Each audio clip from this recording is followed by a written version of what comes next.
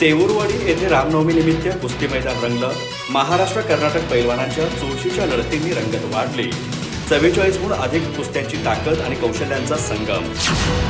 तेऊरवाडी इथं रामनवमी निमित्त आयोजित पारंपरिक निकाली कुस्ती मैदानात यंदा थरारक आणि चुरशीच्या लढतींचा अक्षरशः मेळा भरला. गावच्या क्रीडा परंपरेला साजेशा या स्पर्धेत स्थानिक तसंच कर्नाटकातील नामांकित पैलवानांनी दमदार कामगिरी करत प्रेक्षकांचं मन जिंकलं. मैदानातील सर्वात प्रतिष्ठेच्या पहिल्या क्रमांकाच्या लढतीत कोल्हापूरच्या मोतीबाग तालमीचा प्रेमकुमार आणि कर्नाटकचा कामेश पाटील यांच्यात अटीतटीची झुंज झाली. दोन्ही पैलवानांनी सुरुवातीपासून आक्रमक खेळ करत विविध डावपेच राबवले. मात्र लढतीदरम्यान कामेश पाटील जखमी झाल्यानं पंचांनी प्रेमकुमारला विजयी घोषित केलं आणि त्याने मानाची कुस्ती जिंकली. दुसऱ्या क्रमांकाच्या लढतीत अध्ययन एडके आणि ओमकार पाटील यांनी जोरदार संघर्ष करत अखेर कुस्ती बरोबरीत सोडवली.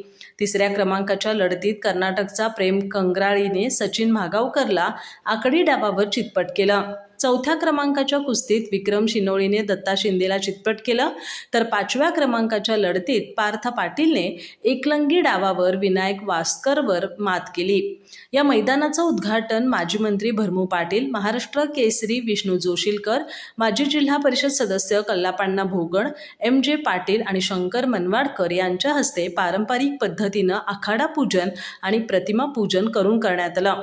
मैदानातील विशेष आकर्षण ठरलेल्या मेंढा कुस्त्यांमध्ये सतबा भिंगुर्डीने ओमकारचा तर सचिन शिरगुप्पीने तेजस लोहारचा पराभव केला. अन्य कुस्त्यांमध्ये प्रकाश पाटील, गुरुनाथ पाटील, पांडुरंग नाईक आणि आरव यांनीही उत्कृष्ट कामगिरी करत आपल्या प्रतिस्पर्ध्यांवर मात केली. एकूण 44हून अधिक कुस्त्या रंगलेल्या या स्पर्धेमुळे तेऊरवाडीची समृद्ध क्रीडा परंपरा पुन्हा अधोरेखित झाली. कार्यक्रमासाठी माजी आमदार राजेश पाटील, चंद्रकांत कुंभार, मारुती पवार, MN पाटील यांच्यासह परिसरातील कुस्तीप्रेमी मोठ्या संख्येनं उपस्थित होते.